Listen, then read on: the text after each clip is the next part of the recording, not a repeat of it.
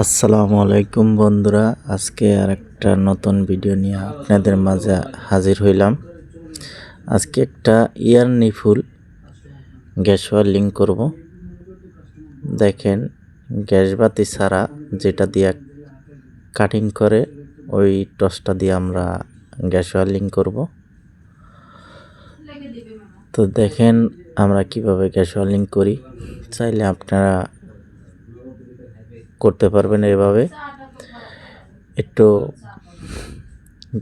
যেহেতু কাডার বাতি, তো এটার পাওয়ার একটু কমায় দিবেন, গ্যাসও পরিমাণ মতন দিবেন এবং অক্সিজেনও পরিমাণ মতন দিবেন।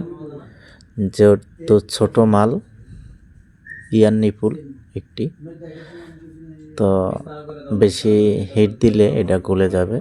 তো আমরা পরিমাণ মতন দিয়ে নিছি, আপনারাও পরিমাণ মতন দিয়ে নেবেন প্রেশার, তারপরে ওয়্যারিং করবেন।